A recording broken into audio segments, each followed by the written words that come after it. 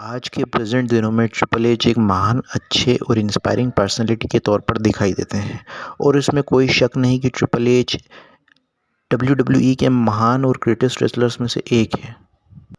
पर जब हम 20 साल पीछे जाएं, जब ट्रिपल एच अपने करियर के टॉप पर थे और 2001 से लेकर 2004 तक का डब्ल्यूडब्ल्यूई का सफ़र सिर्फ और सिर्फ ट्रिपल एच के रेन और टेरर के नाम से चर्चित था, जहां पर उन्होंने डब्ल्यूडब्ल्यूई फैंस को इतना ज़्यादा बोर कर डाला था कि उन्हें रुला डालने की नौबत तक ले आए थे। और जो उनका 3 साल का फेज़ था जिसमें उन्होंने रॉ मेन इवेंट पर कब्जा कर रखा था और अपने फेलो रेसलर्स के मोमेंटम को पूरी तरह से ख़त्म कर दिया था। तो इस वीडियो में हम ट्रिपल एच के रेन ऑफ टेरर पे बात करेंगे कि क्यों ट्रिपल एच रेसलिंग इंडस्ट्री में सबसे हेटेड थे 2000s के दौर में। ट्रिपल एच ने डब्ल्यूडब्ल्यूएफ में डेब्यू किया था 1995 में, तब उनका नाम हंटर हर्ट्स हेम्सली था। इसके बाद 1997 में उन्होंने किंग ऑफ द रिंग जीता था और 1997 में ही उनके जिगरी दोस्त और राइवल शॉन माइकल्स के साथ मिलकर उन्होंने D generation X faction form किया था। 1998 में माइकल्स बैक इंजरी के कारण सेमी रिटायर्ड हो गए थे। इसके बाद ट्रिपल एच ने डीएक्स की कमान संभाली थी। फिर 1999 में ट्रिपल एच ने द गेम के नाम से मेन इवेंट में शाइन होने लगे थे। ईयर 2002 में जब ब्रॉक अनडिस्प्यूटेड चैंपियन बने थे स्मैकडाउन ब्रांड के लिए और रॉ ब्रांड के लिए कोई बड़ी चैंपियनशिप नहीं थी, तब Raw general manager Eric Bischoff ने वर्ल्ड हेवीवेट टाइटल बिना किसी बैटल रॉयल के और नंबर 1 कंटेंडरशिप के मुकाबले हुए ही उन्होंने वर्ल्ड टाइटल ट्रिपल एच को हैंडेड कर दिया था।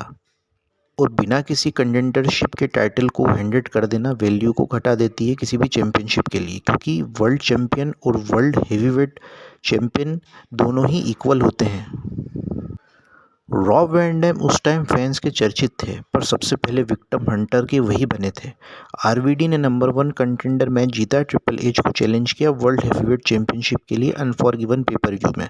लेकिन अनफॉरगिवन पेपर व्यू में लेजनर वर्सेस अंडरटेकर के मैच को प्राथमिकता ज़्यादा दी गई थी ट्रिपल एच वर्सेस आरवीडी के मैच से। ट्रिपल एच वर्सेस आरवीडी का मैच शेड्यूल मैचेस के बीच में था। ट्रिपल एच ने आरवीडी को हरा दिया और अपनी चैंपियनशिप को रिटेन किया कि इस मैच के दौरान रिक फ्लेयर ने इंटरफेयर किया था और ट्रिपल एच की मदद की थी। और इसके बाद ट्रिपल एच और रिक फ्लेयर की पार्टनरशिप फॉर्म हुई और ये एवोल्यूशन फैक्शन की शुरुआत थी। ट्रिपल एच का फ्यूड हुआ केन के साथ अक्टूबर 2002 में। रॉ के एक सेगमेंट में ट्रिपल एच ने केन के पास्ट से जुड़ी एक कहानी बताई कि उनकी एक गर्लफ्रेंड थी केटी विक नाम से, और केन ने भी एक रॉ के अगले एपिसोड में एक्सप्लेन किया था कि एक बार वो पार्टी से लौट रहे थे और उन्होंने थोड़ी ज़्यादा ड्रिंक कर रखी थी और गाड़ी अचानक से एक जानवर से टकराई और कार क्रैश हो गया और केटी विक की इसमें जान चली गई थी। और जब ये सेगमेंट चल रहा था तो इस दौरान ट्रिपल एच आकर कहते हैं कि केन अपनी गर्लफ्रेंड से इतना ज़्यादा प्यार करते थे कि उसकी लाश के साथ उन्होंने सेक्स किया था। और उस समय ये सेगमेंट अभी तक का सबसे लोएस्ट रेटेड सेगमेंट रहा रॉ के एपिसोड का। केन वर्सेस ट्रिपल एच का मैच सेट हुआ नो मर्सी पेपर व्यू में champion versus champion winners take all match में, जिसमें ट्रिपल एच जीत गए थे और ये फ्यूड भी कंटिन्यू रहा। इसके बाद रॉ के अगले एपिसोड में ट्रिपल एच प्रोडक्शन टीम को एक वीडियो प्ले करने का बोलते हैं और ये वीडियो में वार्निंग थी कि ये सेंसिटिव व्यूअर्स के लिए नहीं है। इस फुटेज में ट्रिपल एच ने केन का गेटअप किया, उनके मास्क और टी शर्ट को पहना और एक फ्यूनरल पार्लर में अपनी गर्लफ्रेंड की लाश के साथ हुए सेक्स करने लगे। और ये सेगमेंट डब्ल्यूडब्ल्यूई हिस्ट्री का अभी तक का वर्स्ट मोमेंट था एपिसोड का। केन ट्रिपल एच का रेन ऑफ टेरर बढ़ते ही जा रहा था और उनके दोस्त शॉन माइकल्स भी इससे नहीं बच सके। 2002 सर्वाइवर सीरीज एलिमिनेशन चेंबर में शॉन ने वर्ल्ड हेवीवेट टाइटल को अपने नाम किया और उसके बाद आर्मेगडन पेपर व्यू में ट्रिपल एच वर्सेस माइकल का मैच सेट हुआ और ट्रिपल एच आरवीडी को हराकर नंबर 1 कंटेंडर बने थे। ट्रिपल एच ने शॉन माइकल्स को हरा के फिर से वर्ल्ड हेवीवेट टाइटल अपने नाम किया। अब शुरुआत तांडव 2003 की शुरुआत में ट्रिपल एच के विक्टिम बने WCW के फॉर्मर रेसलिंग स्टार्स और उसमें सबसे पहले आते हैं Big Poppa Pump Scott Steiner, जो कि WCW के बहुत ही खतरनाक हील थे। अब फैंस एक्साइटेड हो गए ट्रिपल एच वर्सेस स्टैनर के मुकाबले के लिए। स्टाइनर को अपने 2002 डब्ल्यूडब्ल्यूई के स्टार्टिंग के महीनों में काफ़ी हेवी पुश मिला था। स्टाइनर ने रॉब ब्रांड को साइन किया था और अब स्टेज सेट हो गया कि बिग पापा पम्प अब आकर सबका बैंड बजाएंगे। स्टाइनर अपने डब्ल्यूसीडब्ल्यू के टाइम पे एक नेचुरल हील थे, पर उन्हें फोर्स किया गया और दिखाया गया as a baby face versus Triple H के लिए। Steiner versus Triple H matches काफ़ी बोरिंग साबित हुए और स्टाइनर वर्सेस ट्रिपल एच के कुछ सेगमेंट्स इस तरह हुए जिसमें फीट्स ऑफ स्ट्रेंथ के कुछ कॉम्पिटिशन्स दिखाए गए, जैसे पंजा लड़ाना, बॉडी बिल्डिंग पोज डाउन्स और बेंच प्रेस की कॉम्पिटिशन्स हुए थे। और इस फ्यूड के बाद स्टाइनर को मिड कार्ड में शिफ्ट कर दिया गया था।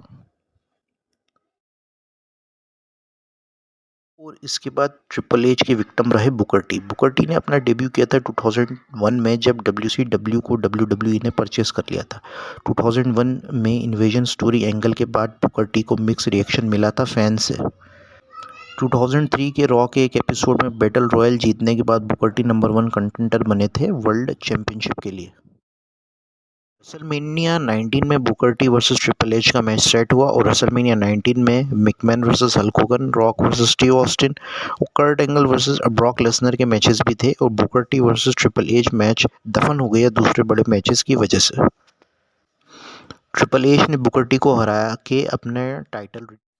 Triple H versus Booker T की शॉर्ट फ्यूड के बाद आया नंबर उनके पुराने दोस्त और क्लिप ग्रुप के साथ ही केविन नैश का। केविन नैश की बात करें तो अपने व्यूअर्स को हम बताना चाहते हैं कि डब्ल्यूडब्ल्यूएफ के 90s के बहुत बड़े सुपरस्टार थे केविन नैश, जिन्हें डीजल के नाम से उस समय जाना जाता था, और उनके साथ Shawn Michaels, Razor Ramon 123 Kid, Sean Waltman और हंटर हर्ट्स हेम्सली, जिसे हम ट्रिपल एच के नाम से जानते हैं, बैक स्टेज दोस्त थे और ये लोग साथ में मिलकर बैक स्टेज लॉकर रूम को डोमिनेट करते थे। और 1996 के मिड में केविन नैश और स्कॉट हॉल यानी डीजल और रेजर रेमोन ने डब्ल्यूडब्ल्यूएफ को छोड़ WCW में शिफ्ट कर लिया था।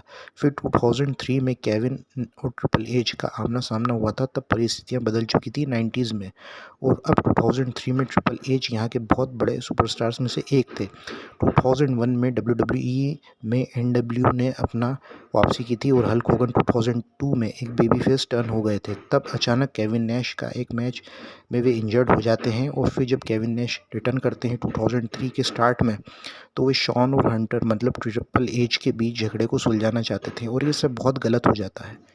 Triple H versus Booker T का रीमैच हुआ था रॉ के एक एपिसोड में, जहाँ पे Shawn Michael special guest referee होते हैं और ये रेसलमेनिया का रीमैच था। मैच के दौरान जेरिको अचानक से बुकर टी पे वर्ल्ड टाइटल बेल्ट से हमला कर देते हैं। शॉन सिचुएशन का पता चलता है तो वो मैच को कंटिन्यू रखते हैं और मैच के दौरान नैश फिर से ट्रिपल एच और माइकल्स के बीच सुलह कराने आ जाते हैं। फिर ट्रिपल एच केविन नैश को लो ब्लो कर देते हैं और यहाँ से शुरू होता है Triple H versus Kevin Nash का फ्यूड। केविन नैश और ट्रिपल एच का मैच होता है जजमेंट डे पे, जो डिस्क्वालिफिकेशन पे ख़त्म होता है। इंसरेक्शन पेपर व्यू में ट्रिपल एच ने नैश को हरा दिया था। इसके बाद बैड ब्लड हेल इन अ सेल मैच हुआ था ट्रिपल एच और केविन नैश के बीच में, जिसमें ट्रिपल एच केविन नैश को हरा के वर्ल्ड हेवीवेट टाइटल रिटेन कर लेते हैं। इसके बाद कहानी शुरू होती है गोल्डबर्ग की WWE में एंट्री। गोल्डबर्ग ने WWE साइन किया 1 साल का और फैंस काफ़ी एक्साइटेड हो गए, लेकिन ये भी स्टाइनर के एक्साइटमेंट की तरह शॉर्ट लिव्ड हो गया। गोल्डबर्ग को 2003 से लेकर 2004 का WWE रन एक मिस स्टेप था उनके करियर में और एक ये मैसिव लेट डाउन साबित हुआ।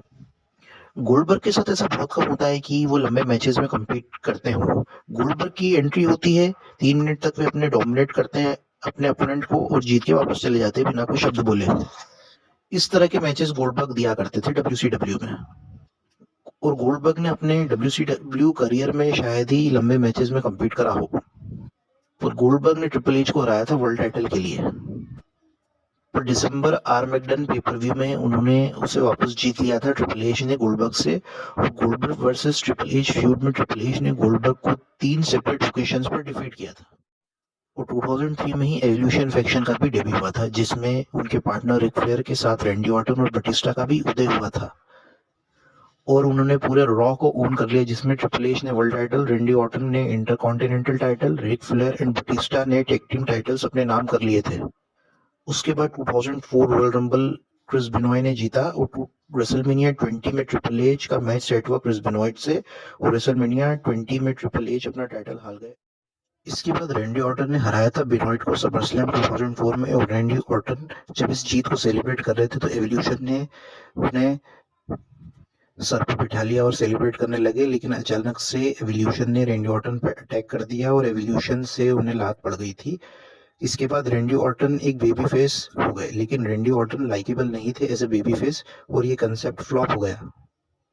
तो क्रिएटिव राइटर्स ने डिसाइड किया कि अनफॉरगिवन पेपर व्यू में टाइटल वापस ट्रिपल एच को दे दिया जाए, और week by week Triple H अपने प्रोमो कट कर देगा, और इस दौरान ट्रिपल एच का फ्यूड स्टार्ट हुआ बटिस्टा के साथ। बटिस्टा ने 2005 रॉयल रंबल जीता था, और उसके बाद सीधा बटिस्टा ने चैलेंज किया ट्रिपल एच को वर्ल्ड हेवीवेट टाइटल के लिए रेसलमेनिया 21 में, और बटिस्टा ने ट्रिपल एच को डिफीट किया और वे नए वर्ल्ड हेवीवेट चैंपियन बन गए थे। और इसके बाद 2 और सेपरेट ओकेशंस पर बटिस्टा ने ट्रिपल एच को डिफीट किया था, और इसके बाद फाइनली ट्रिपल एच का रेन ऑफ टेरर ओवर हुआ।